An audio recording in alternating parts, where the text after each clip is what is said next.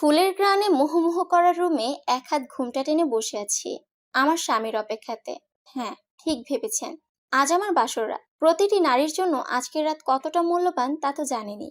আমি আমার স্বামীকে দেখিনি বিয়ের আগে, কিছুই জানি না তার ব্যাপারে। 2 দিন আগে 2 মহিলা আমায় দেখতে আসে, একজন তার মা, আর একজন সম্ভবত ওনার চাচি।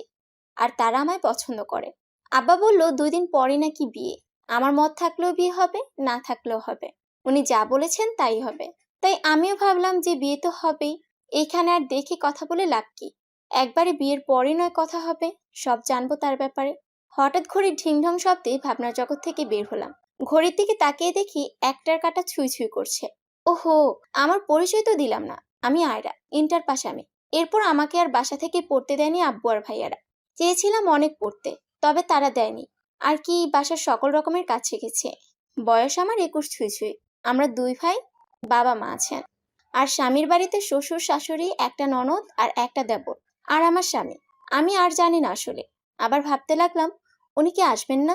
নাটক, গল্প, সিনেমাতে দেখতাম বাসরাতে স্বামী এসে বলতো সে নাকি অন্য কাউকে ভালোবাসে, বা সে এই বিয়ে মানবে না, আরো কত কি হ্যানত্যান।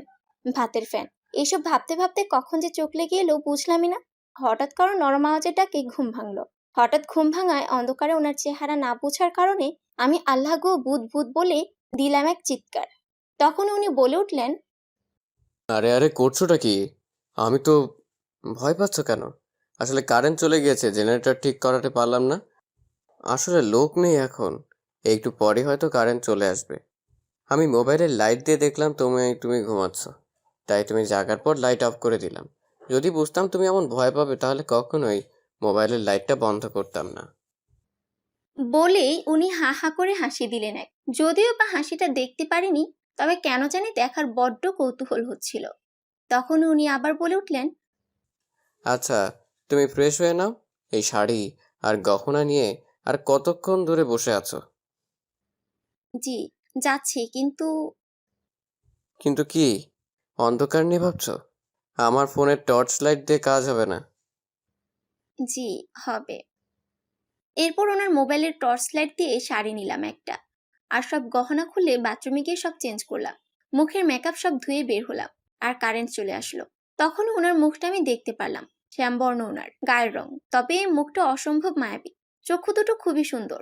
বলে না হরিণ চোখ, ঠিক তেমনই। মাথায় অত বেশি চুল কিনা বুঝছি না, তবে হ্যাঁ, মাথার চুলগুলো উস্কো খুস্কো হয়েছে। মুখে খোঁচা খোঁচা দাড়ি, মনে হচ্ছে দাড়িগুলো তার সৌন্দর্যকে আরো বাড়িয়ে তুলেছে। হঠাৎ ওনার ডাকে আমার হুঁশ হলো। উনি আমার কানের কাছে এসে বললেন, আমাকে তো পরেও দেখতে পারবেন, বা একটু পরই খাটে বসে আরামসে দেখতে পারবেন। এভাবে তাকিয়ে না যেন হাত মুখ মুছে নেন। আমি ওনার কথায় অসম্ভব পরিমাণ লজ্জা পেয়েছিলাম। লজ্জায় আমার মুখ দিয়ে কথাই বের হচ্ছিল না। আমি অন্য পাশে গিয়ে মুখ মুছে আগের ন্যায় বিছানাতে বসার আগে ওনাকে বললাম, শুনেন, আপনার ফোন। উনি ধুরুম ধুরুম করে পায়ে আমার কাছে এসে বললেন। শুনেন কে? আমি আমতামতা করে বললাম, মানে?" আমাকে, এই যে শুনেন, এসব বলবেন না। আমাকে তুমি সাইদ বলবে। আমাকে যেহেতু সাইদ বলে কেউ ডাকে না, তুমি এটাই বলবে তুমি। ওকে? এছাড়াও তুমি আমায় ওগো শুনছোও বলতে পারো। কথাটা বলে উনি এক মুচকি হাসি হেসে দিলেন। হাসিটা ছিল গুলি ছাড়া ঘায়েল করা হাসি। উনি আবার বলে উঠলেন, আচ্ছা, বাসর ঘরের নিয়ম নাকি বউ ঘোমটা দিয়ে বসবে আর জামাই ঘোমটা তুলে কিছু একটা বলবে, তাই না? তা তো হলো না, তুমি তো ঘুমিয়ে গিয়েছিলে। উনি কথাটা বলার সময় ওনার মুখে স্পষ্ট দুঃখের ভাব ছিল। তাই আমি বললাম, আপনি এবার আসেন, আমি ঘুমটা টেনে বসছি। এরপর আপনি আসুন, তাহলেই তো হয়। চলবে না আপনার? আরে আরে, এত দৌড়াবে? দাঁড়াও দাঁড়াও, আমি আসি। আমি ঘুমটা দিয়ে বসলাম। তারপর উনি এলেন, আমার ঘুমটা তুলে বললেন, সবসময় তোমার এই আলোকিত চেহারার ন্যায় আমাদের সংসার আলোকিত থাকুক। এরপর আমি ওনাকে সালাম করলাম। উনি আমায় মিষ্টি খাইয়ে দিলেন। আমি অল্প খেলাম, আর উনি ওই মিষ্টিটাই পুরোটা খেলেন। জানো, বাসরাতে স্বামী স্ত্রীকে কিছু দেয়। আমি মাথা নাড়ালাম যে না। উনি আলমারি থেকে একটা ব্যাগ বের করে আমায় দিলেন, আর দিয়ে বললেন। এটা তোমার জন্য, খুলে দেখো পছন্দ হয় কিনা। আমি ব্যাগে দেখি একটা বক্স, তা খুলে দেখি একটা মোবাইল, ভালোই বড় সড়ো, এক স্মার্ট মোবাইল। আমি বললাম, এটা কার? এটা তোমার জন্য। তোমার সাথে কথা বলবো আমি এই ফোনের মাধ্যমে। আমি বিয়ের আগে শুনেছি তোমার নাকি ফোন নেই, তাই এটা নেওয়া। আমি তো আপনার জন্য কিছু আনিনি। তো কি হয়েছে? তুমি আমার পাশে সবসময় থাকলেই হবে। চলো বারান্দায় যাই, কথা বলে ওইখানে। আচ্ছা। বারান্দায় গিয়ে দেখি বারান্দাটা অসম্ভব পরিমাণে সুন্দর গাছে ভরা। বারান্দায় মাঝের জায়গায় দুইজন আর একটা সোফা, আমি আর উনি বসে বসে গল্প করছিলাম। আসলে উনি কথা বলছিলেন, আমি মুগ্ধ নয়নে তাকিয়েছিলাম আর শুনছিলাম। আর ভাবছিলাম যে এই এত দামি ফোন আমি আমার কাছে রাখতে পারবো তো। আসলে এমন দামি ফোন কখনো আমার হবে ভাবিনি। দেখেছি অত দামি মোবাইল তবে ভাইদের হাতে। আমাকে কেউ কখনো কারো ফোন ধরতেও দেয়নি আর কিনেও দেয়নি। আব্বা ভাইদের মতে মেয়ে মানুষ ফোন না ব্যবহার করাই ভালো। এইসব সাত পাঁচ ভাবছিলাম আর ওনার সব কথা শুনছিলাম। আজানের প্রতিধ্বনি কানে পড়াতে ঘুম ভেঙে গেল। পরক্ষণে অনুভব করলাম ভারী কিছু একটা আমার পেটের উপর আছে। হাত দিয়ে বুঝলাম যে এটা কারো হাত। ডান পাশে ফিরতেই দেখি আমার জামাই মশাই এক হাত আমার পেটের উপর রেখে হালকা শব্দে নাক ডেকে বেঘরে ঘুমাচ্ছেন। আমি ভাবতে লাগলাম আমি এখানে কি করে, আমি তো বারান্দায় ছিলাম। আমি অনেক কষ্টে হালকাভাবে তার হাতটা সরিয়ে বাথরুমে গেলাম, ফ্রেশ হয়ে অজু করে নামাজে দাঁড়ানোর আগে ওনাকে ডাক দিলাম। এই যে শুনছেন, উঠবেন না? নামাজের ওয়াক্ত যাচ্ছে তো। হালকা হাতে ওনাকে একটু দোলানি দিলাম। তবে ওনার তেমন কোনো সাড়া শব্দ নেই। নামাজের বিছানাতে দাঁড়ালাম। 2 রাকাত পরে আবার ডাক দিলাম হালকাভাবে। এবার উনি উঠে গিয়ে নামাজের জন্য অজু করতে চলে গেলেন। আমি আগের ন্যায় নামাজ শেষ করে আবার ভাবতে লাগলাম, কাল রাতে কি হলো? আমি তো বারান্দায় ছিলাম, তাহলে এইখানে কিভাবে আসলাম? আর ঘুমালাম কখন? আমি অপলক চাহনিতে ওনাকে দেখছিলাম। তাহলে ঘুমালাম কখন? উনিই নিশ্চয় আমাকে বিছানাতে এনেছেন। এইসব ভাবছিলাম, তখনই হঠাৎ কেউ আমাকে পিছন থেকে বাউ! ও আল্লাহ গো বলি চিৎকার দিয়ে ধাম করে এক লাফ দিয়ে বিছানাতে উঠে গেলাম। তখনই পুরো রুম অট্টহাসিতে মেতে উঠল। আমি তাকিয়ে দেখি এই আর কেউ না, এ তো আমার জামাই মশাই। আয়রা, তুমি কি ভয় পেয়েছো? এই সামান্য ভাউতে এত ভয় পায়? হায় আল্লাহ! আয়রা, তোমার চেহারা দেখার মতো ছিল। আর এভাবে কেউ লাভ দেয়? পুরো বাচ্চাদের মতো। আমি ওনার দিকে তাকিয়ে দেখি উনি হাসলে ওনার চোখে পানিতে টলটল করে। তবে হ্যাঁ, ওনার মুচকে হাসির মতো ওনার অট্টহাসিটাও অসম্ভব রকমের সুন্দর। বললাম না, যাকে বলে গুলি ছাড়া ঘায়েল করা হাসি। আমি যখন ওনার হাসি পর্যবেক্ষণ করতে ব্যস্ত, ততক্ষণে উনি একদম আমার কানের কাছে এসে ফিসফিস করে বললেন, এইভাবে আমার দিকে তাকিও না। আমি তো তোমার ওই চাউনিতে আটকে তোমায় আদর করলে তখন তুমি পারবে তো? আমি ওনার কথাটা শোনা মাত্রই আমার সমস্ত শরীরে পশম দাঁড়িয়ে গেল। ওনার এই নরম আওয়াজে কথা বলার সময় যখন ওনার নিঃশ্বাস আমার কানে পড়ছিল, আমার শরীরে কেমন যেন এক শীতল হাওয়া বইতে লাগলো। আমি চোখগুলো ছোট ছোট করে ওনাকে বললাম, আপনি আমায় এইভাবে ভাওনা দিয়ে নামাজ পড়েন? নামাজ তো আমি পড়লামই, তোমার সামনেই তো। তুমি দেখোনি? কই না তো। কি বলো? আর দেখবেই বা কি করে? তুমি তো যেই ভাবনাতে মগ্ন ছিলে। কাকে নিয়ে ভাবছিলে গো? জানো তো, স্বামী ছাড়া অন্য কাউকে নিয়ে ভাবলে যে অনেক গুনাহ হয়। তাই বেশি বেশি করে আমায় নিয়ে ভাববে, বুঝলা? উনি কথাটা বলে আমাকে একটা চোখ টিপ মেরে অন্য পাশে ওনার টুপি আর জায়নামাজ রাখতে চলে গেলেন। আর আমি ভাবতে লাগলাম যে লোকটা কি আসলে, এইভাবে ধুমধাম কাছে চলে আসে, আবার এইভাবে ধুমধাম চোখ টিপ মারে। তবে না, ওনাকে জিজ্ঞাসা করতে হবে কাল রাতে হয়েছিলটা কি। এরই মাঝে উনি আবার বলে উঠলেন, কফি খাবে? আমার আসলে সকালবেলা কফি না খেলে চলে না। কফি আমার খুব পছন্দের একটা কিছু। খাবে? আমি বানিয়ে আনবো তোমার জন্য। খেলে তোমার মুখে লেগে থাকবে কিন্তু। আমি বানিয়ে আনি? না, তোমার আনতে হবে না। আমি বানিয়ে আনছি, কে দেখো। সেই লাগবে। উনি তো এসব বলে চলে গেলেন। কিন্তু আসলে আমি কফি খাই না। আমার তো কফির গন্ধটা কেমন জানি লাগে। যেহেতু ওনার পছন্দ, আমি আজ নয় খেলাম ওনার সাথে, তারপর বলে দেবো ওনাকে। আরে আসল কথাই তো ওনাকে জিজ্ঞেস করা হলো না। কিছুক্ষণ পর উনি আসলেন। কফিটা চুমুক দিতেই ভেতরটা কেমন করে উঠলো। তাও মুখটা নর্মাল ভাব করে খেতে লাগলাম। তখনই উনি জিজ্ঞাসা করলেন, কেমন হয়েছে? জানো, আমি না এতদিন একজন কফি খাওয়ার সঙ্গী খুঁজতাম। যখন ভাবলাম আমার বউ ঘরে আসলে তাকেই সঙ্গী বানাবো, সে আমায় কোম্পানি দিবে কফির আড্ডাতে। ওনার কথাটা শুনে খুব খারাপ লাগলো। আহারে, ওনার কত শখ। থাক, ওনার জন্য অভ্যাসটা করতে খারাপ কই। তাই আর বললাম না যে আমি কফি খাই না। তারপর ওই কথাটা জিজ্ঞাসা করার জন্য মন আকুপাকু করছিল খুব। বলতে গিয়েও লজ্জায় বলতে পারছিলাম না। একটু পর উনিই বললেন, কিছু বলবে? হুম, আসলে কাল রাতে তো আমি বারান্দায় ছিলাম। সকালবেলা বিছানায় আসলাম কি করে? উনি আবারও আমার একদম কাছে এসে বললেন, ভূত এনেছিল তোমায়? আরে বোকা বউ আমার, কে আনবে আর আমি ছাড়া? আমি তো কথাই বলছিলাম, তাকিয়ে দেখি তুমি সোফার আর এক পাশে মাথা দিয়ে ঘুম। তোমায় ঘুমানো অবস্থাতে বড্ড মায়াবী লাগে। বিশ্বাস করো, তুমি ঘুমে না থাকলে আমি তোমার ডান গালের নিচে যে তিলটা ছিল না, ওটাতে টুপ করে এটা দিয়ে দিতাম। ওনার এমন হঠাৎ কথার ছলে এইভাবে চুমু দেওয়াতে আমি মারাত্মক পরিমাণে শক খেয়েছিলাম।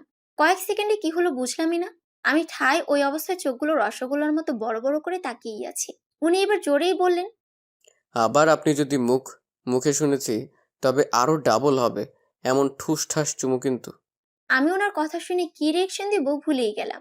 পরক্ষণে ওনার ফোনের শব্দে আমি বাস্তবতাতে ফিরে এসে দেখি ওমা, উনি ফোন কানে দিয়ে সালাম দিয়ে আমার চোখ টিপ মেরে মুচকি হাসি দিতেছে। এই ফাঁকে আমি নিচে চলে আসলাম। নতুন বউ আমি, দেখি কি করতে হবে। আমি মাথায় কাপড় দিয়ে রান্নাঘরে যাচ্ছিলাম আর ভাবছিলাম গতরাতে যখন ওনার আর আমার কথা হয় তখন জানতে পারি যে ওনার নাম মইনুল সাইদ। পেশাতে নাকি উনি ব্যবসায়ী, আর ওনার বোনের নাম সাইকা, ভাইয়ের নাম সাইদুল। ওনার বাবা নাকি চাকরিজীবী আর মা গৃহিণী। আর আমরা ডিসাইডও করলাম যে আমি সবার সামনে ওনাকে আপনিই বলবো। তাই উনি বলেছিলেন একসঙ্গে থাকলে যেন ওনাকে সাইদ বলি, কিন্তু আমার আসলে তুমি সাইদ বলতে লজ্জা লাগে। এইসব ভাবছিলাম আর তখনই পিছন থেকে একজন ধুম করে জড়িয়ে ধরলো। ভাবি, এত তাড়াতাড়ি উঠে গেলে যে? ভাইয়া তোমাকে উঠিয়েছে তাই না?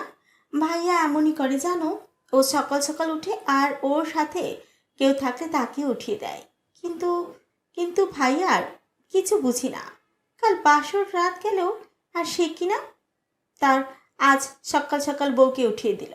দেখো, আমি বকবক করেই যাচ্ছি, তোমায় তো বলার সুযোগই দিচ্ছি না। বলেন না আপু, আমার কিন্তু ভালোই লাগছে আপনার কথা শুনতে। তাই বুঝি?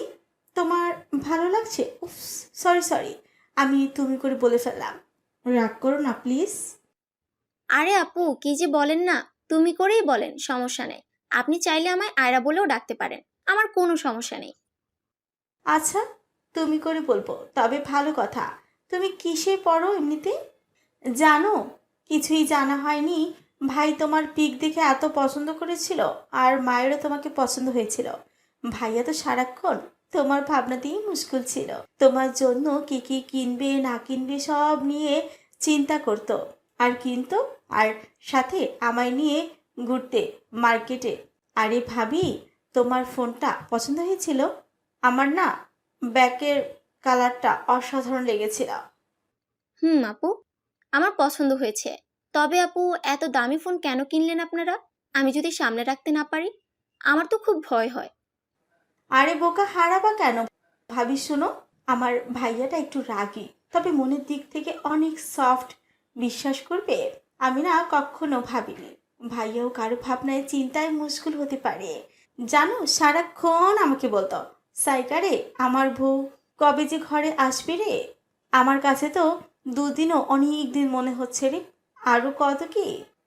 আপু কথাগুলো বলছিল ওনাকে নিয়ে, আর আমি ভাবছিলাম উনি আমার পিক দেখে আমায় নিয়ে এত ভাবতেন। শুনতে বেশ ভালো লাগছিল। কেন যেন মনে মনে অন্যরকম একটা ভালো লাগা কাজ করছিল। আপু ওনার ব্যাপারে বলছিলেন আর আমি চা বানাচ্ছিলাম।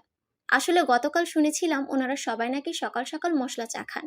আমি আপুর কথার ফাঁকে ফাঁকে কোনটা কোথায় জেনে নিচ্ছিলাম, আর সাইদের ব্যাপারের কথাগুলো শুনছিলাম আর মনে মনে হাসছিলাম।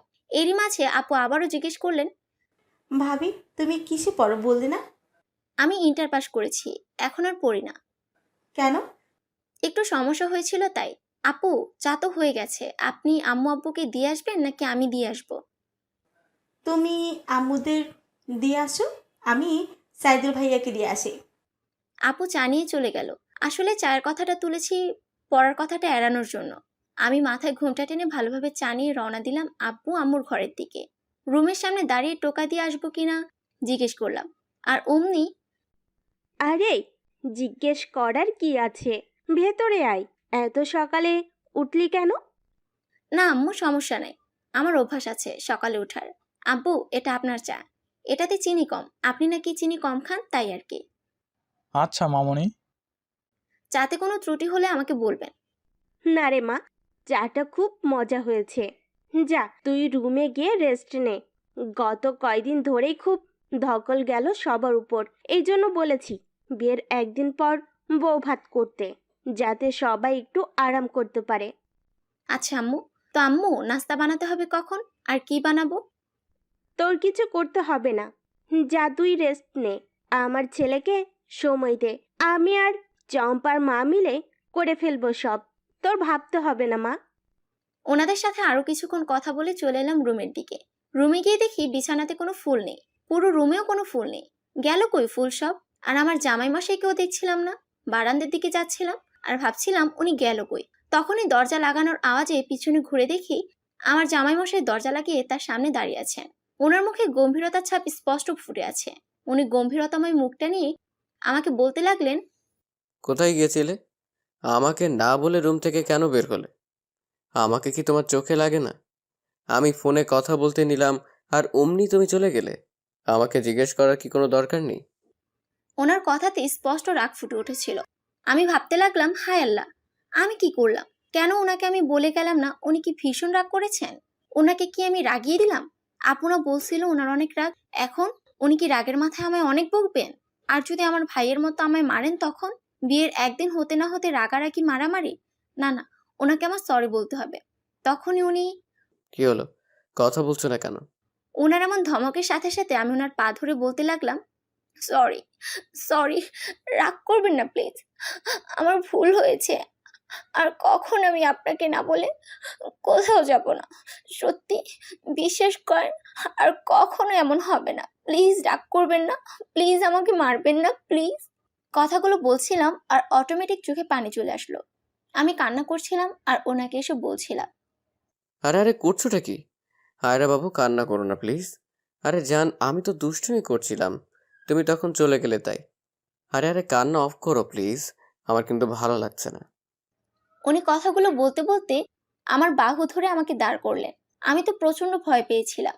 উনি আরো বলতে লাগলেন, আরও প্লিজ এইভাবে কান্না করো না। আর কি যেন বলছিলে, তোমাকে যাতে না মারি? আমি মারবো কেন তোমাকে? তুমি কি বলতেছো? সামান্য কথায় কেউ কাউকে মারে? বোকামে। হুম। আমাকে কথাগুলো বলছিলেন আর আমার চোখের পানি মুছে দিচ্ছিলেন। আর আমি নাকি ফ্যাত ফ্যাত করতে করতে বললাম, আমি ভেবেছিলাম আমি এইভাবে যাওয়াতে আপনি অনেক রেগে আছেন। আর শুনেছি আপনি নাকি অনেক রাগী, তাই আমি ভয় পেয়েছিলাম যদি আপনি আমায় মারেন তখন। ধুরু বোকা বউ আমার, তোমাকে মারবো কেন? হ্যাঁ, এটা ঠিক যে আমি রাগের মাথায় কি করি নিজেও জানি না, তাই বুঝি আমার বউকে মারবো? যাও তো মুখে একটু পানি দিয়ে এসো। উনি কথাগুলো বলার সময় ওনার দুহাত আমার গালে রেখে ওনার নাক দিয়ে আমার নাকে ঘষা দিয়ে বললেন, যাও মুখটা ধুয়ে আসো। কি করেছো? তোমার মুখের অবস্থা কান্না করতে করতে। অবশ্যই লাল নাকটা কিন্তু কিউট লাগছে। একটা কামড় দেই। আমি ওনাকে হালকাভাবে ধাক্কা দিয়ে তাড়াতাড়ি করে বাথরুমে চলে গেলাম মুখ ধুতে। মুখ ধুয়ে আসলাম আর হঠাৎ ধুম করে কোলে তুলে নিলেন। আমি ভয়ে ওনার পাঞ্জাবি খামচে ধরলাম। হঠাৎ এইভাবে কোলে নেওয়াতে আমি অনেকটা ভয় পেয়েছিলাম আর চোখ মুখ খিচিয়ে রইলাম। আর তারপরে উনি বিছানাতে ধাম করে ফেলে দিলেন। ওনার ফেলে দেওয়াতে আমি ভাবতে লাগলাম উনি যদি আমার উপর লাফ দেয় তখন আমার কি হবে। আমি এসব ভাবছিলাম, তখনই মনে হলো কে যেন কিছু দিয়ে খোঁচা দিচ্ছে। পাশে তাকিয়ে দেখি আমার জামাই মশাই আমাকে খোঁচা দিচ্ছে। আমি তৎক্ষণাৎই জিজ্ঞেস করলাম, কি ব্যাপার, খোঁচা দিচ্ছেন কেন? খোঁচা কই দিলাম? আমি তো সুড়সুড়ি দিচ্ছিলাম বোকা বউ আমার। কেন, তোমার সুড়সুড়ি লাগেনি? আপনি সুরসুরি দিচ্ছিলেন না খোঁচা দিচ্ছিলেন? কি বলো? আসলে তোমার সুড়সুড়ি নেই, দাঁড়াও চেক করি তো। এই না না, বলতে না বলতেই উনি আমাকে বেধরম ভাবে সুরসুরি দিতে লাগলেন। আমিও হাসাতে শুরু করলাম আর বলতে লাগলাম, ছাড়ুন ছাড়ুন। সাথে এও বলতে লাগলাম, আরে আমি তখন এমনি ফাফড় মেরেছিলাম, ছাড়ুন। যখন দেখলাম উনি ছাড়ছে না, এক পর্যায়ে আমি ওনাকে সুরসুরি দিতে লাগলাম। দুজনের সুরসুরি দেওয়া আর ধস্তাধস্তি করা শুরু হলো, সাথে হাসি। এমন সময় দরজাতে ধাম করে এক বাড়ি দিল। উনি যে চরম বিরক্ত হয়েছেন তা স্পষ্ট বোঝা যাচ্ছে। তখনই উনি ধাম করে আমার ডান গালের সেই তিলটাতে একটা কামড় দিয়ে চলে গেলেন। কি হয়েছে তোর? এখন আসার সময় ভালো টাইমে ডিস্টার্ব করলি কচু। আরে ভাইয়া, চেতিস কেন? তোরা যেভাবে ধস্তাধস্তি করছিলি আর হাসছিলি, যে কেউ এই সাউন্ডে আতঙ্কিত হয়ে যাবে। আমরা না হয় বুঝলাম যে নতুন নতুন সব, তবে মুরব্বীদের কথাও ভাব একটু। চুপ চুপ, বেয়াদব। কার সাথে কি বলছিস, খবর আছে? হয়েছে ভাইয়া, বুঝেছি। আর শাসাতে হবে না, জলদি নাস্তা করতে আয়, ভাবিকে নিয়ে আয়। আমি বিছানা থেকে সবই শুনছিলাম আর লজ্জায় নাই নাই হয়ে যাচ্ছিলাম। কিছুই হলো না, তাতেই এত কথা হলো। আর হলে তখন কি করতো? তারপর উনি আমাকে বলতে লাগলেন, দেখলে পাকুনি কি কি বললো? উহু, দেখিনি তো, শুনেছি। বাহ। তুমি তো ভালোই পাকু পাকু কথা জানো। তবে কি জানো তো, সাইকা আমাদের দুই ভাইয়ের খুব আদরের। সাইকার এমন কোনো শখ নেই যা আমরা পূরণ করিনি। সাইকা কিন্তু তোমার বড়, জানো তো। হুম। আচ্ছা, আপনাদের সকলের বয়সের গ্যাপ কেমন? আমার 27, সাইদুলের 25, সাইকার 22। কিন্তু আরো শুনো। উনি হাতের ইশারা দিলেন সামনে আসতে। আমিও হুম বলুন। তখনই উনি ঠুস করে কামড় দেওয়া জায়গায় আস্তে আস্তে করে চুমু দিতে লাগলেন, আর আমায় আবেশে জড়িয়ে ধরে বলতে লাগলেন, আরো আমি তোমাকে আমার সাথে অ্যাডজাস্ট হওয়ার জন্য কিছু সময় দিতে চাচ্ছিলাম, কিন্তু তুমি এতটাই মোহনীয় যে সময় দেওয়াটা দায় হয়ে যাচ্ছে আমার। এতটা মোহনীয় কেন তুমি? কথাগুলো বলতে বলতে উনি আমার গলায় নাক ঘুরছিলেন। তখনই আমার নজর গেল দরজা খোলা আর কারো আসার সাউন্ড কানে আসছিল। তখনই আমি ওনাকে হালকা ধাক্কা দিয়ে বলতে লাগলাম যে দরজা খোলা, কেউ চলে আসবে, ছাড়েন প্লিজ। আমার কথায় মনে হয় হুঁশ আসলো ওনার। উনি আমাকে ছেড়ে দিয়ে বললেন, চলো নিচে যাই, নাস্তার জন্য ডাকছে। উনি কি রাগ করলেন? কি জানি, আমার কি বলা ঠিক হলো? উনি তো আমার স্বামী, কাছে তো আসতে পারে, কিন্তু কেউ যদি চলে আসতো, রাগ করলে তা ভাঙাবো কি করে? ও আপুকে জিজ্ঞাসা করবো যে উনি কি পছন্দ করে না করে। আচ্ছা, এখন নিচে যাই। আরে ভাবি, আসছো তুমি? কি গো ভাবি, প্রথম পর্ব আদর সুহাগ হয়ে গেল নাকি? আপুর এমন কথায় আমি যেন সাত আসমান থেকে পড়লাম। কি বলে উনি? ওনাকে কে বললো এই কথাটা? কি ভাবছো ভাবি? এই তো আমি জানলাম কি করে তোমায়, যে ভাইয়া কামড় দিয়েছে। দাগ দেখালে তো যে কেউ বুঝবে। আমি শাড়ি ঠিক করে ফেললাম আর বললাম, আপু কি যে বলেন না। আমি আপুর পাশে বসতে নিলে উনি চোখ রাঙিয়ে ইশারা করতে লাগলেন ওনার পাশে বসার জন্য। আমি গিয়ে বসে পড়লাম ওনার চোখের ইশারাতে। সবাই বসলেন। ওনারা দুই ভাই আপুর প্লেট থেকে এটা ওটা নিচ্ছে, কিন্তু কেউ সামনের বাটি থেকে নিচ্ছে না। আপু অনেক চিল্লাচিল্লি করেছিলেন, আবার হেসে দিচ্ছিলেন, আবার নিজেও তাদের ভাইদের দিচ্ছিলেন, আবার ওনাদের প্লেট থেকেও আপু নিতেছিলেন, আবার আপুর চুল টানতেছিল তার ভাইয়ারা। আমি ওনাদের কাজ দেখে হাসছিলাম। ভালোই লাগছিল ওনাদের খুনসুটিগুলো দেখতে। আর ভাবছিলাম যদি আমার ভাইগুলো এমন হতো, আমার সাথে এমন দুষ্টামি হাসি খুশিতে মেতে থাকতো। কিন্তু আমার আর ওই কপাল কই। আপু সাইদুল ভাইয়ের প্লেট থেকে খাবার নেওয়া দেখে মনে পড়ে গেল একদিনের কথা। আমি এমন একদিন ভাইয়ার প্লেট থেকে কি যেন একটু ভেঙে জাস্ট টেস্ট করছিলাম, আর যে টেস্ট করে যেমনই উল্টো দিকে ফিরলাম, অমনি বড় ভাই আমার গালে একটা থাপ্পড় বসিয়ে দিলেন। হঠাৎ এমন থাপ্পড় পড়াতে কি রিয়েক্ট করবো বুঝছিলাম না। আমি কিছু না বলে শুধু গালে হাত দিয়ে ভাইয়ের দিকে তাকিয়ে রইলাম। চোখ দিয়ে নিজের অজান্তেই টুপ করে 2 ফোঁটা পানি পড়ে গেল। কিছু না বলে চলে যাচ্ছিলাম, তখনই ভাই বলে উঠল, আর কখনো আমার খাবারে হাত দিবি তো, আজ একটা পড়েছে, কাল 2-3টা পড়বে, মনে থাকে যেন। কিছু না বলে চুপচাপ চলে আসি রুমে। লাইট অফ করে চুপটি মেরে এক কোণে বসে রয়েছিলাম সেদিন। হঠাৎ ওনার কথায় আমি আমার অতীত থেকে বর্তমানে এলাম। উনি বলতে লাগলেন, কি ব্যাপার, খাচ্ছ না কেন? এমনি রাগ উঠে যাচ্ছে। ঠিক মতো খাও, মেজাজ আরো গরম করো না। ওনার কথায় বুঝলাম উনি আসলে আমার উপর রেগে আছেন। আমি চুপচাপ একটা রুটি একটু ছিঁড়লাম খাওয়ার জন্য। অমনি উনি আমার বাম হাত চেপে ধরলেন, পা দিয়ে পায়ে সুড়সুড়ি দিচ্ছিলেন। আমি কোনো রিয়েকশন দিতে পারছিলাম না, কেননা সামনে আব্বু আম্মু। কোনো রকম খিচিয়ে নাস্তা করছিলাম। আমি দ্রুত নাস্তা শেষ করে প্লেট নিয়ে উঠে গেলাম। হাঁড়ি পাতিল যা ছিল তা ধোয়া শুরু করলাম। তখনই মনে হলো শাড়ি ভেদ করে কারো শীতল হাত পেটে স্পর্শ করছে। আমি পিছনে ঘুরতেই দেখি উনি পেটে হাত বুলাতে বুলাতে বলল, তাড়াতাড়ি রুমে আসো, দেরি করলে খবর আছে কিন্তু, বলে রাখলাম। এমনিতেই মেজাজ কিছুটা গরম আছে। বলেই উনি ধপধপ পা ফেলে চলে গেলেন। আর আমার শরীর থরথর করে কাঁপতে লাগলো ওনার কথায়। আমি কোনো রকম এই কাজ শেষ করে কাঁপা কাঁপা পায়ে ওনার রুমে চলে গেলাম আর বলতে লাগলাম, সরি, রাগ করে থাকবেন না প্লিজ, আপনি এখন যা ইচ্ছা করেন, আমি আপনাকে থামাবো না, তাও রাগ করেন না। কথাটা বলেই জিব্বা কাটলাম। হায় আল্লাহ, কি বললাম আমি? কথাটা শোনা মাত্রই উনি, কি বললে জান? করবো তো, সবই হবে। আসো তো আগে কাছে। কথাটা বলতে বলতে উনি আমায় জড়িয়ে ধরলেন আর ওনার নাক আমার ঘাড়ে ঘষতে ঘষতে বলতে লাগলেন, এত জ্বালাও কেন? তখন আর একটু আমার কাছে থাকলে কি এমন হতো? কাপা কাপা গলায় আমি বলতে লাগলাম, না মানে যদি কেউ চলে আসতো তাহলে লজ্জা পেতাম দুইজনে, তাই বলেছিলাম জান। উনি আবারও নাক আমার গলায় ঘষতে ঘষতে বলতে লাগলেন, কাল তোমাদের বাড়ি যাবে না প্লিজ? আর আমিও তোমাকে দিব না। আমি পরশু নিয়ে যাব, আবার পরদিন আমার সাথে নিয়ে আসবো। আমি আমার বউকে ছাড়া থাকতে পারবো না। কথাগুলো বলছিলেন আর তখনই উনি আমার কানের লতিতে এক কামড় দিলেন। আমি অমনি আউ করে উঠলাম। সাথে সাথে উনি আমার দিকে তাকিয়ে বলতে লাগলেন, বেশি লেগেছে? সরি সরি বাবু। বলতে বলতে উনি কানের লতিতে হাত বুলিয়ে দিচ্ছিলেন। আর তখনই আম্মু ডাকতে শুরু করলেন, এই মইনুল, কই তুই? বাবা, তোর সাথে কিছু কথা ছিল। আমার শাশুড়ি ওনাকে মইনুল ডাকেন। উনি আমাকে ছেড়ে দিয়ে বললেন, ধুর কচু, বিয়ের আগেও শান্তি পেলাম না, এখনো না। কত যে জ্বালাবে আমাকে। সব আমার রোম্যান্সের শত্রু। রাত হোক, আদর বুঝাবো তোমাকে। এই বলে উনি চলে যাচ্ছিলেন আর আমি হাসছিলাম। আসলে এই পরিস্থিতিতে হাসা ছাড়া আর কোনো উপায় নেই। সারাদিন টুকটাক কাজ করলাম, জোহরের নামাজ পড়ে বসে আছি, তবে ওনাকে কোথাও দেখতে পেলাম না। সেই সকালের নাস্তার পর আম্মুর ডাকে যে গেলেন, এখনো এলেন না। কাউকে যে জিজ্ঞাসা করব তারও উপায় নেই। মাঝে দিয়ে আমার বাবার বাড়ির সবার সাথে এক দফা কথা হলো। সবাই নাকি আল্লাহ রহমতে ভালো আছে। শুনে ভালো লাগলো। আরো ভালো লাগলো এই ভেবে কাল আমি বাসায় যাব, কি মজা। পরক্ষণে মনে পড়ে গেল উনি তো বলেছিলেন যে আমাকে ওনার সাথে নিয়ে আসবেন। তাহলে কি উনি আমাকে থাকতে দিবেন না? আরো কি যেন বললেন, উনি আমাকে থাকতে দিবেন না। এ কেমন কথা?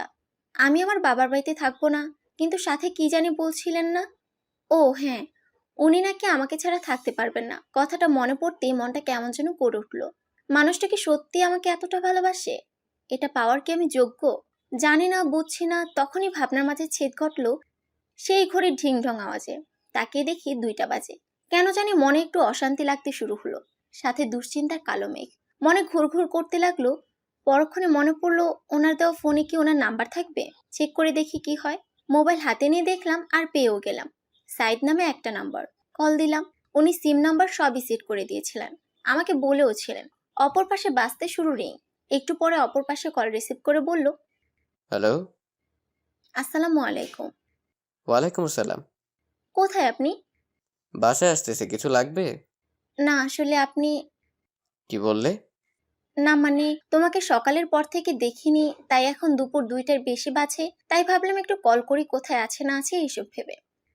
মিস করছো নাকি আমায়? উহু, কি যে বলেন না আপনি। আচ্ছা, আসছি। কিছু আনতে হবে তোমার জন্য? না না, কিছু লাগবে না, আপনি সাবধানে বাসায় আসেন। আবার আপনি?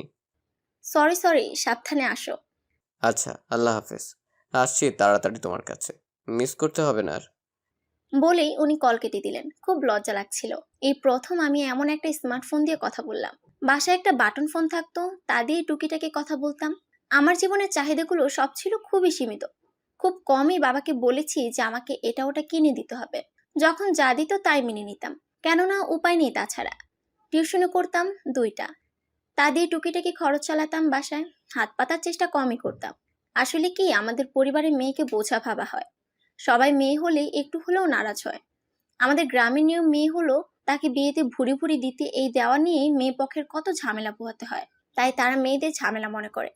যদিও বা সাইদের পরিবার থেকে স্পষ্ট বলে দেওয়া হয়েছিল যে ওনারা কিছুই নেবেন না। আমি আমার অতীত নিয়ে ভাবছিলাম, তখনই আমার আদরে ননদিনী ডাক দিলেন। ভাবি, ও ভাবি, দেখে যাও তোমার জামাই কি কাণ্ড করে এসেছে।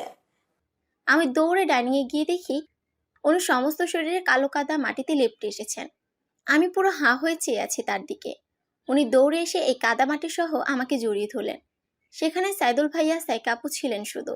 সাইদুল ভাইয়া সাইকা আপুর চোখে হাত দিয়ে বললেন, তুই এখনো বাচ্চা এসব দেখার জন্য। শুধু ওনারা ছিলেন। তাও এইভাবে ওনাদের সামনে আমি লজ্জায় নাই নাই হয়ে যাচ্ছিলাম।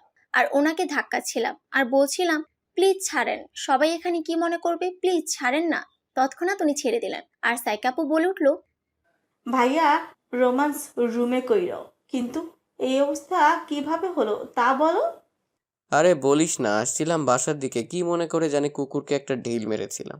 আর অমনি কুকুর আমারে যেমনি দৌড়ানি দিল, ভাইরে ভাই, আর আমি দৌড়াতে দৌড়াতে ধাম করে ট্রেনে পা পিছলে পড়ি। কোনো প্রাণীকে শুধু শুধু আঘাত করাটা আমি পার্সোনালি মোটেও পছন্দ করি না। আমি শুধু গল্পটাকে হাস্যময় করার চেষ্টা করেছি। আশা করি কেউ খারাপ ভাববেন না। কি ভাইয়া, তুই ড্রেনের ভিতর থেকে উঠে এসে ভাবিকে ধরলি? ভাইয়ের কথা শোনা মাত্র আমার সমস্ত শরীরে কেমন গিজগিজি মেরে উঠলো। আর মনে হলো পেটের সব এখনই মোচড় দিয়ে বলকানি দিবে মুখ দিয়ে। আমার বউ আমার জীবন সঙ্গী, তাহলে আমার কাঁদাতে নাকানি চুবানি খাওয়াটা বউকেও একটু ভাগ দিতে হইতো রে ভাই। ওনার কথা শুনে গা গোলালো ঠিক, তবে আমি ওনার শরীরে এক গাদা বমি করে দাঁড়িয়ে আছি। আরো বমি আসার আগেই উনি আমাকে দৌড়ে কোলে করে নিয়ে বাথরুমে চলে গেলেন। সমস্ত শরীরে এই নিয়ে 4বার সাবান ঘষলাম, তাও ড্রেনের কথা ভাবতে না ভাবতে শরীরটা কেমন গিনগিন করে উঠলো। মন চাচ্ছিল সাইদের বাচ্চারে পিটাই কতক্ষণ। সরি সরি, সাইদের বাচ্চা না, আমার শ্বশুরের বাচ্চাকে। বেয়াদব বেটা, অসম্ভব। কি ব্যাপার জান, এখনো বকছো? আর কত? এবার আসো একটু শাওয়ার নেই একসাথে। ধুর, কথা বলবেন না। এটা কোনো কাজ করলেন আপনি? এটা কি আপনার উচিত হয়েছে? আপনি এমনটা কেন করলেন? আমি বকবকের এক পর্যায়ে কি মনে করে ওনার দিকে তাকালাম। তাকিয়ে দেখি উমা, সে আমার দিকে কেমন করে যেন তাকিয়ে আছে। আমার কেমন জানি অস্বস্তি লাগলো একটু, প্লাস রাগে গাটাও একটু জ্বলে উঠলো। আমি একটু ঝাঁঝালো আওয়াজে বলে উঠলাম, কি ব্যাপার? এভাবে ভ্যাবলাকান্তর মতো তাকিয়ে না থেকে বের হন বাথরুম থেকে। আমার কথাতে মনে হলো ওনার কোনো বোধগম্য হয়নি, বরং আরো আমার কাছে আসতে লাগলেন আর ফিসফিসিয়ে বলতে লাগলেন, বাবু, তোমায় কিন্তু সেই লাগছে। আসো না একটু রোম্যান্স করি। আসো না একটু, একটু করবো, বেশি না। আসো না জান। কথাগুলো বলতে বলতে উনি একদম আমার কাছে চলে আসলেন আর আমার কোমর দুহাত দিয়ে ধরে ওনার কাছে নিয়ে আসলেন। ওনার চুলের পানি টপ টপ করে আমার মুখে পড়ছিল, কেননা ওনার হাইট অনুযায়ী আমার মাথা উঁচু করে ওনার দিকে তাকাতে হয়। উনি তখন আস্তে আস্তে করে ওনার নাক আমার নাকে ঘষা দেওয়ার জন্য অগ্রসর হচ্ছিলেন, আর আমি ঠুস করে হাঁচু দিলাম। সাথে সাথে উনি আমার দিকে হাঁ করে চেয়ে বলতে লাগলেন, ইচ্ছে করে করলে তাই না? প্রতিশোধ নিলে তাই না? আমার বউ এমন করে না, তুমি আমার বউ না। কাজটার জন্য আমারও একটু খারাপ লাগছিল, আর এও বুঝলাম ওনারও ভালো লাগেনি। তাই পরিস্থিতি সামাল দিতে আমি ওনার গালে হাত রেখে বললাম, ওমা, তাহলে কে আপনার বউ শুনি? আছে, একটু আগে কোথায় যেন হারিয়ে গেল। দুপুর 2টা 12 মিনিট পর্যন্ত ভালো ছিল, এখন কেমন যেন হয়ে গেল। এ আমার বউ হতে পারে না। কথাগুলো বলে বাচ্চাদের মতো নাক টানছিলেন। ওনার কাণ্ডে আমার প্রচুর হাসি আসছিল, তাও কন্ট্রোল করে বললাম, তাই নাকি? ড্রেনে চুবানি খাওয়া জামাই আমার? বলে দুজনই বাথরুমে এক ঠাটানো হাসি দিয়ে উঠলাম। তার কিছুক্ষণ পর দুজন একসাথে শাওয়ার নিয়ে নিলাম। যদিও বা আমাকে এই পর্যন্ত উনি প্রচন্ড রকমের জ্বালিয়েছে, ধরেন এই চিমটি দেওয়া, একটু পরপর ঘাড়ে চুমু দেওয়া, অনেক কষ্ট ওনাকে বুঝিয়ে সুঝিয়ে বের করলাম বাথরুম থেকে। তারপর দুজন খাবার টেবিলে বসলাম আর আম্মু আমার জামাইকে বলতে লাগলেন, তা বাবা, তোর ড্রেনের পানিতে চুবানি খেয়ে কেমন লাগলো? ভাইয়া তো বেশ এনজয় করছে, তুমি দেখলে বুঝতা। সাথে তার বউয়ের সাথেও এক দফা ঘষাঘষি দিয়েছে। আপু বলছে আর হাসছে। আপু হাসলে চোখে পানি চলে আসে, ঠিক তার ভাইয়ের মতো। তবে আমি লজ্জায় নাই নাই হচ্ছিলাম, কোনো রকম চোখ মুখ খিচে বসে রইলাম। সবাই খাওয়া দাওয়া করে উঠলাম, আমি টেবিলে সব গুছিয়ে নিলাম। উনি নাকি কালকের বাজার করতে বের হয়েছেন। আমি রুমে গিয়ে একটু ঘুমাবো ভাবলাম, আর আপু চলে আসলো। দুনিয়ার বক বক জুড়ে দিল, এই নিয়ে আর ঘুম হলো না। এইভাবে সারাদিন কাটলো। বিকেলবেলা থেকে বৌবাতের খাবার আর নানা সামগ্রী কাটাকাটি করলাম, আবার সবার সাথে কথা বললাম। ওনাদের সব মেহমান আজ চলে আসতেছে। একজন একরকম প্রশ্ন করছে, কেউ কেউ তো এটাও জিজ্ঞেস করেছে বাসরাতে কি হলো না হলো। এটা কোনো কথা? আমি কেন আপনাকে বলবো কি হলো না হলো? উনি আসলেন রাত 11টায়। এতক্ষণে সবাই যার যার রুমে চলে গেল। আমি ওনার অপেক্ষাতে বসেছিলাম। একসাথে খেয়ে আমি আগে রুমে আসলাম, বিছানা ঠিক করছিলাম, আর উনি আব্বু আম্মুর সাথে এটা ওটা নিয়ে কথা বলছিলেন। তখনই ওনার কিছু কাজিন আসলো রুমে। ভাবি, এগুলো আমাদের কাজিন, কিছুক্ষণ আগেই আসলো। ভাবি, এইটা হলো রিয়া আপু, রুষা আপু, ছোট মামির মেয়ে। আর ওরা হলো দিনা, তিনা কাকির মেয়ে। আর উনি হলেন বর্ষা আপু, বড় মামির মেয়ে। সবার বড় হলো বর্ষা আপু। আপু সাইদুল ভাইয়ার সাথে, তারপর রিপা আপু আর রুষা আপু, ওরা কিন্তু টুইন। তারপর আমি, তারপর দিনা আর তিশা। অবশ্যই দিনা, তিশা তোমারও বড়। ও, আসসালামু আলাইকুম। কেমন আছেন আপনারা? আমরা ভালো আছি। তুমি সাইদ ভাইয়ের বউ? তা ভাবি, তুমি কিন্তু দেখতে বেশ মিষ্টি। ধন্যবাদ আপু। তা তুমি কিসে পড়ো? আমি এখন পড়ি না। কতদূর পড়লে চলন এমন মনে হয় বলো তো? 8 পাস করেছো হয়তো কোনো রকমে, যেই এক ঘোমটা মাথায় দিয়ে রেখেছো, বাবারে বাবা। আমি ইন্টার পর্যন্ত পড়েছি আপু। ওমা, সে কি? সাইদ ভাই শেষমেশ কিনা ইন্টার পাস মেয়ে বিয়ে করলো? রুষাপু কি বলতেছে এগুলা? চুপ কর তুই সাইকা। তোকে দেখি এক রাতেই ওই মেয়ে বশ করে ফেলেছে। বর্ষা আপুতে কি কমতি ছিল রে? সাইদ ভাই এই মেয়েকে বিয়ে করলো, না আছে গায়ের রং, না আছে পড়ালেখা। রুষা শোনো, এসেছিস তোর ভাইয়ের বিয়ের অনুষ্ঠানের মেহমান হিসেবে, সো ওইভাবে থেকে চলে যা। খাবি দাবি, অনুষ্ঠান উপভোগ করবি, চলে যাবি। আমার বউকে কিছু বলবি তো তুই যে মেহমান তা ভুলে যাব। এখন তোরা রুম থেকে যা। আমি ওনার কথায় তাকিয়ে দেখি উনি দাঁতে দাঁত চেপে কথাগুলো বলছিলেন। আমি ওনার অঙ্গভঙ্গিতে একটু ভয়ও পেয়েছিলাম। পরে সবাই হনহন করে চলে যাচ্ছিল, আর তখনই বর্ষা আপু বলে উঠল, কাজটা কি করা ঠিক হলো তোমার? কাজটা মোটেও ঠিক হয়নি তোমার। ভালো, এখন যা। শেষ কথাটা উনি একদম চিল্লিয়ে বললেন। আমি একটু খুশি হয়েছি ওনার চিল্লানোতে, কেননা এই নারী আমাকে অনেক বাণী শুনেছে। ঢং ঢং, আমার বিয়ের পর আসতে ঢং করতে। এই শোনো না, বলুন। ছাদে যাবা? চলুন মানে চলো। উনি মিটমিটিয়ে হেসে বললেন। ওকে চলো। আমি আর উনি ছাদের এক কোনায় বেঞ্চে বসে আছি। আজকে চাঁদটা খুব সুন্দর না? হুম। আর আমার এই চাঁদটাও। কথাটা বলতে বলতে উনি আমায় টুপ করে চুমু দিলেন। আমি লজ্জায় ওনার দিকে তাকাতে পারছিলাম না। তখনই উনি আমাকে এক হাত দিয়ে জড়িয়ে ধরে নাক আমার কাঁধে ঘুষতে ঘুষতে বললেন। আর বাবু, তোমাকে আমার আরো টাইম দেওয়া লাগবে। কথাটা বলে আমার কাঁধে মাথা রেখে উনি বলতে লাগলেন। জানো আমি তোমাকে কোথায় প্রথম দেখেছি? আমার ছবিতে। না, ভুল। অবাক চোখে চেয়ে বললাম, তবে? আমি তোমাকে প্রথম দেখেছি ব্রিজের নিচের জাফর ভাইয়ের ফুচকার স্টলে। ঝালে হু হা করতে করতে আবার ফুচকা মুখে দিচ্ছিলে। ঝালের জন্য তোমার চোখ দিয়ে পানি পড়ছিল, কিন্তু তাও তুমি খেয়ে যাচ্ছিলে। তোমার নাক চোখ লাল হয়েছিল ঝালে, সাথে তোমার নাক দিয়ে পানি ঝরছিল। আমি তখন পাশ দিয়ে যাচ্ছিলাম বাইক দিয়ে, কিন্তু তোমাকে দেখে বাইক সাইড করে থমকে গেলাম। আসলে আমি বের হয়েছিলাম একটু ঘুরতে। যেই ব্রিজের নিচে ফুচকা খাচ্ছিলে না, ওর পাশে একটা লেক ছিল, ওখানটা ঘুরতে যাব ভাবছিলাম, একটা আড্ডা মারতে। বাট একজন যে আমাকে এভাবে ঘায়াল করবে তা জানলে আরো আগে গিয়ে সেখানে বসে থাকতাম। যা হয় ভালোর জন্যই হয়। তারপর তুমি ফুচকা খাওয়া শেষ করে চলে যাচ্ছিলে আর নাকের এবং চোখের পানি মুছছিলে। আচ্ছা, সেদিন আমি কি পরা ছিলাম বলবেন? আর কি কালো রঙের বোরকার নেভি ব্লু কালারের হিজাব। আপনি কি আমার চলে যাওয়াটা পর্যন্ত সম্পূর্ণ দেখেছেন? হুম। উনি বললেন আমার থুতনি ধরে। কিন্তু আমি অন্য কিছু ভাবনাতে আছি। উনি যেহেতু আমাকে সেদিন দেখেছিলেন, সাথে আর কিছু দেখেননি, উনি ঠিকই বলেছেন সব। আমার নাকের পানি চোখের পানি তো ঠিকই ছিল, ফুসকার ঝাল এরও ছিল, তবে শুধু তার নয়, অন্য কিছুর জন্যও ছিল। তাই আমি বলে উঠলাম, আপনি বড্ড চাপা ছাড়েন গো।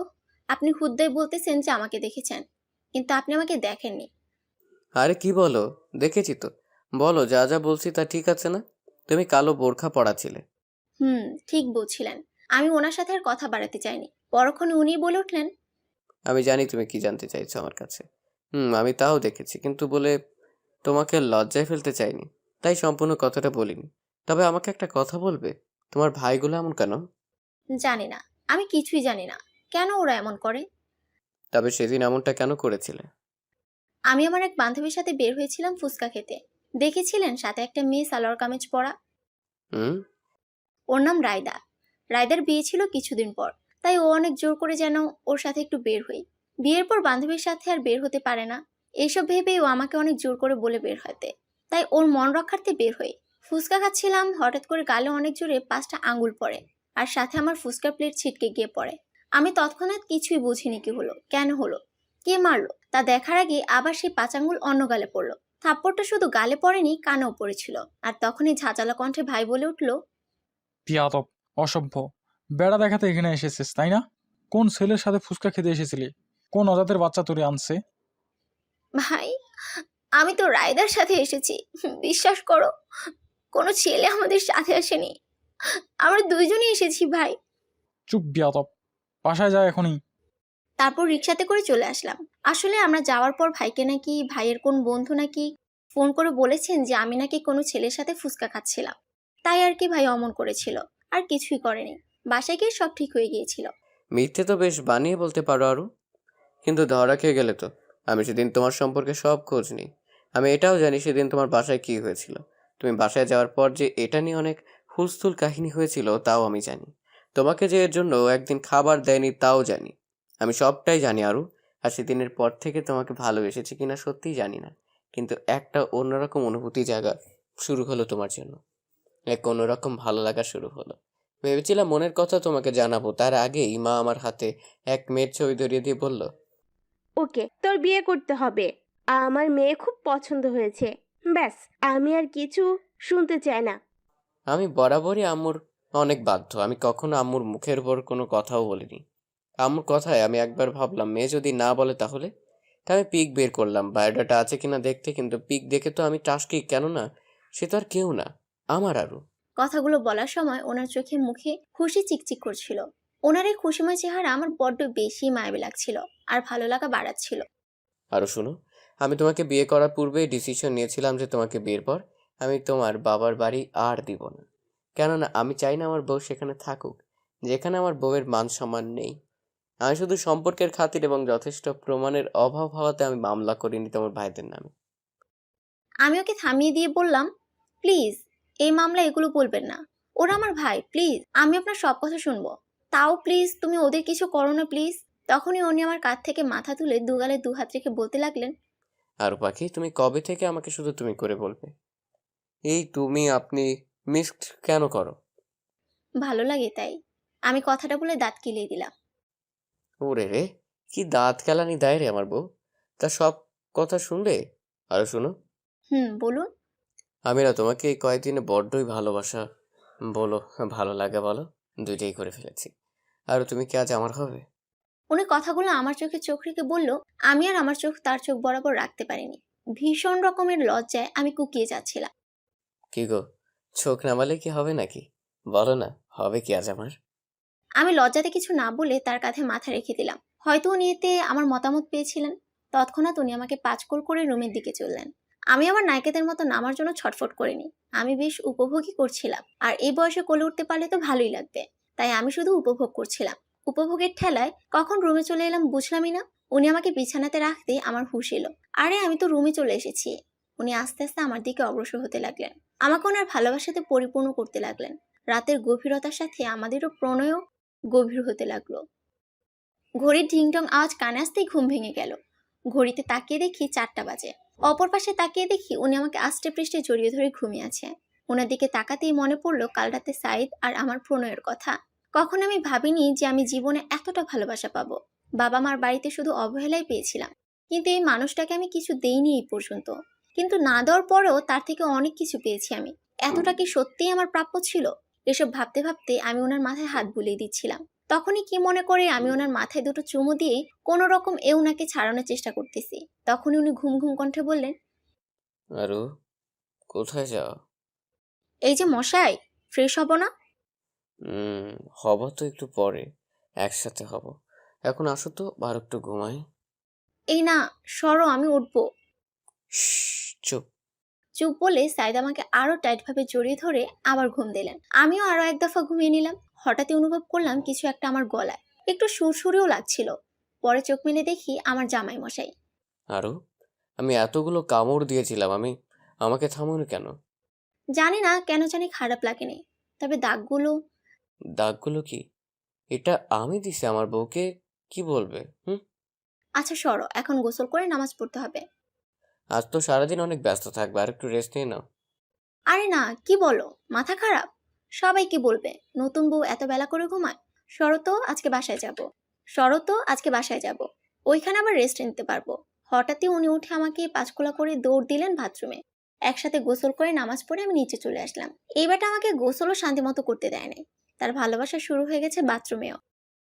নিচে গিয়ে মায়ের সাথে টুকিটাকি কাজ করলাম। যদিও বাবা মা করতে দিচ্ছিল না, তাও আমি জোর করে কিছু করলাম। আইরা মামনি, যা তো মইনুলের কফিটা দিয়ে আয় মা। আচ্ছা আম্মু, দেন আমাকে, আমি দিয়ে আসতেছি। আর সাইদুলের চাও দিয়ে আয় তো। আচ্ছা মা। সাইদুল ভাইয়ার চা দিয়ে ভাইয়াকে জিজ্ঞাসা করলাম, ভাইয়া। ভাবি বলো। আচ্ছা ভাইয়া, ভালো একটি শার্ট বা একটি ঘড়ি কিনতে কত টাকা লাগবে? 1000-এর ভিতর ভালো টি শার্ট পাওয়া যাবে, সাথে ঘড়িও। কেন ভাবি, আমাকে গিফট করবা নাকি? না আসলে ভাইয়া, ওনার জন্য আর কি। আসলে ভাইয়া, আমি তো ওনাকে কিছু দেইনি।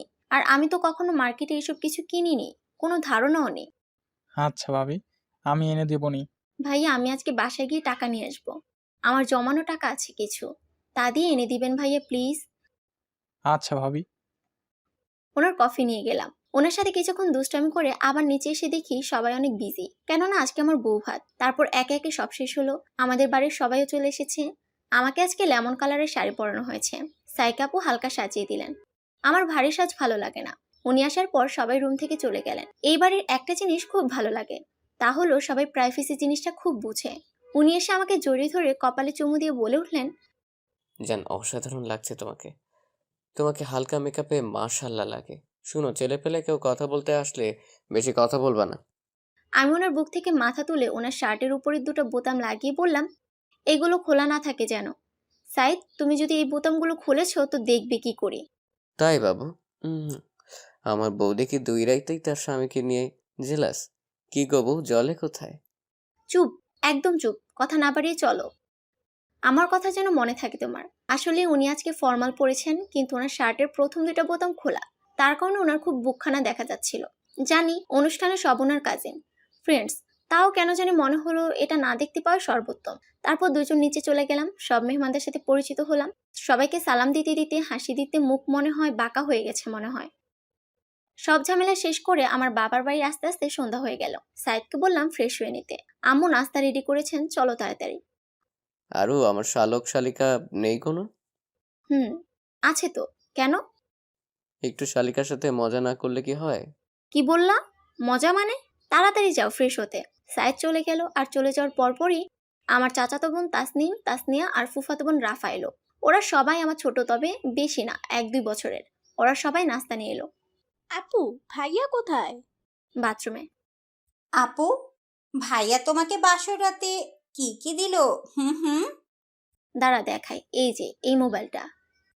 ওয়াও আপু, তোমাকে ভাইয়া কি সুন্দর মোবাইল গিফট করেছে।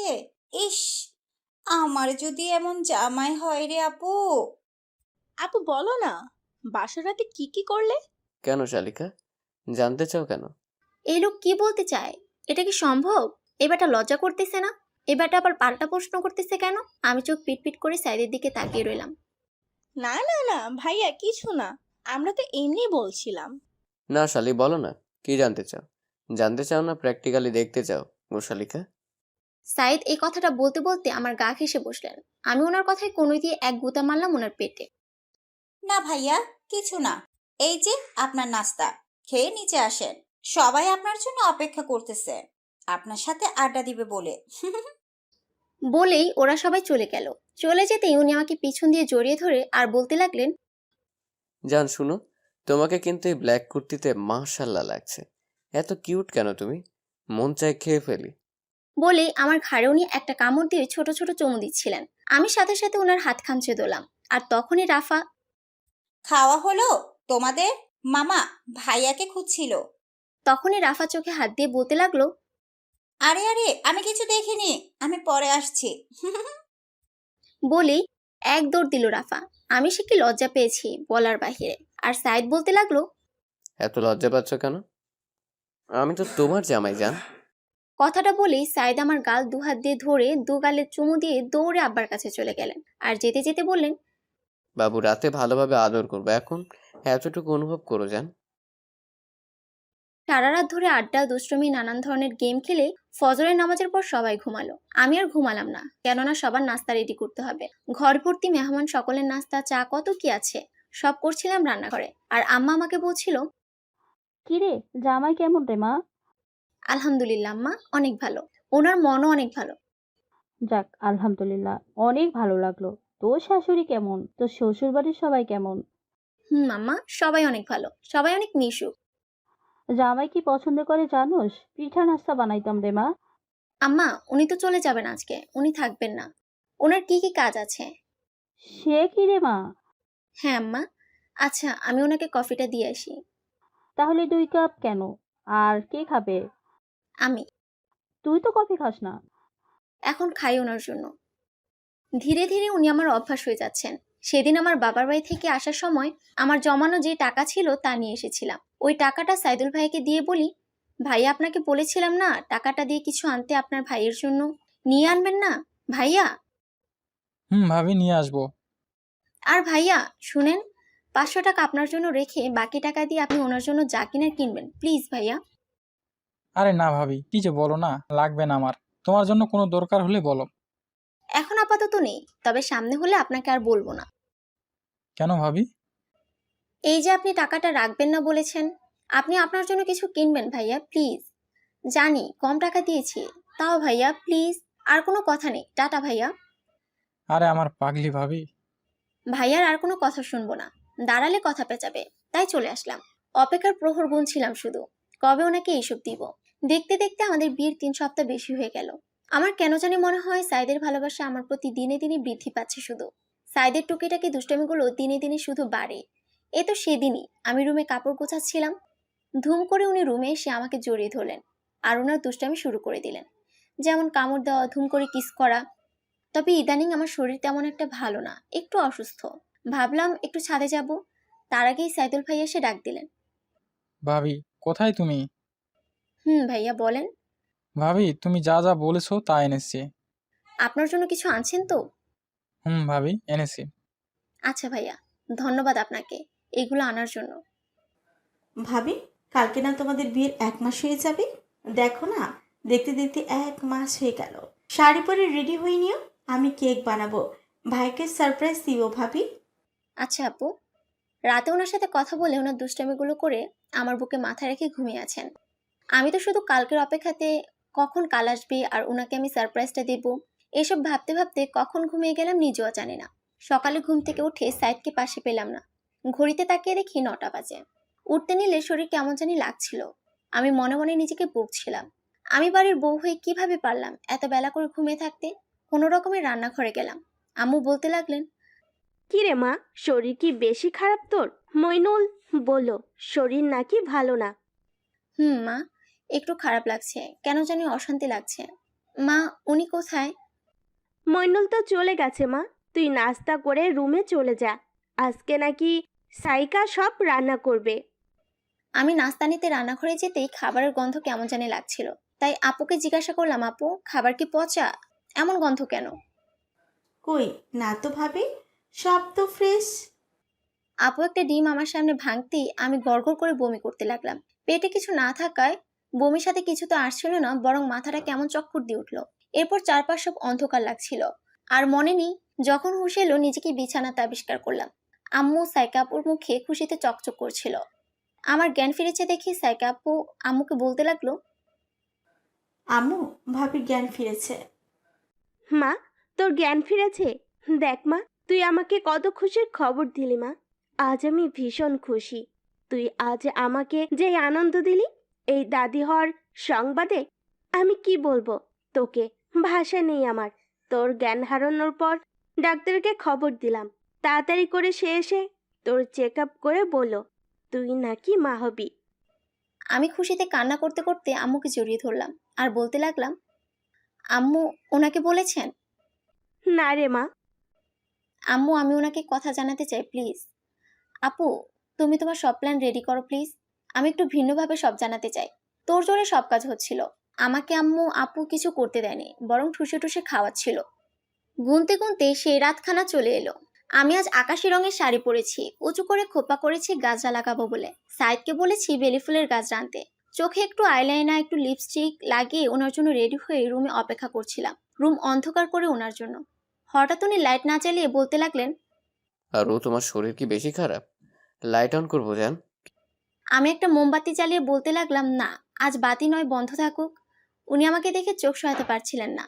আমিও আজকে ওনার স্টাইলে ওনার কাছে গিয়ে বলতে লাগলাম, কি ব্যাপার, কত দেখবা আমাকে আর, আমি তো তোমারই।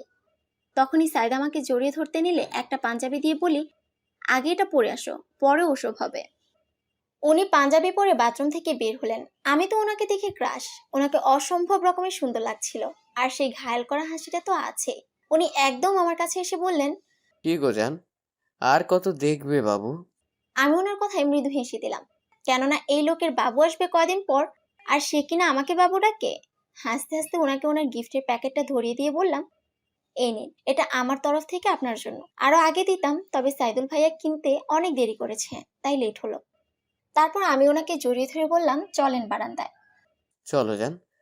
বাবু তুমি আমার জন্য এতটা করবে আমি কখনো ভাবিনি, বিশ্বাস করো। আমি অনেক হ্যাপি জান। ওনাকে বারান্দায় নিয়ে আমরা কেক কাটলাম। তারপর বারান্দায় সেই সোফাটায় বসে আমি ওনার বুকে মাথা রাখলাম, আর উনি আমার পেটে ওনার হাতে স্লাইড করছিলেন আর বলছিলেন, জান তুমি এত কিছু করলে আমার জন্য, দেখো আমি তোমার জন্য শুধু গাজরাটাই আনলাম, তাও তোমাকে এখনো পড়ালামও না। দাঁড়াও আমি নিয়ে আসি। উনি গাছটাই না আমাকে পরিয়ে দিলেই আমি বলতে লাগলাম, ওগো শোনো, বউ বলো।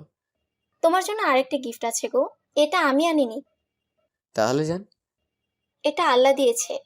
এই বলে আমি ওনার ডান হাত আমার পেটে রেখে ওনার কানে কানে বললাম, ওগো শুনছো, তুমি তো পিতা হতে যাচ্ছ। কথাটা বলার সাথে সাথে উনি আমায় জাপটে ধরে বলতে লাগলেন, আরো সত্যি? গো।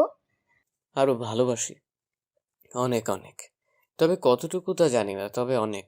উনি এই কথাটা বলছিলেন আর কান্না করছিলেন। তার সাক্ষী হলো তার নোনা জলে ভিজে যাওয়া আমার শাড়ির ব্লাউজ। আরো আজ তুমি আমাকে কত গিফট দিলা, কিন্তু আমি ওনার বুকে মাথা রেখে বললাম, আপনিই তো আমাদের সবচেয়ে বড় গিফট গো। জান ভালোবাসি ভালোবাসি ভালোবাসি ভালোবাসি ভালোবাসি ভালোবাসি অনেক। সাইদ কথাগুলো বলছিল আর আমার পেটে গালে শুধু চুমু দিচ্ছিল। সমাপ্ত। আপনাদের সুন্দর কমেন্ট পাওয়ার অপেক্ষায় রইলাম সুপ্রিয় দর্শক। আমাদের গল্পের শহর চ্যানেলটি সাবস্ক্রাইব করবেন অবশ্যই।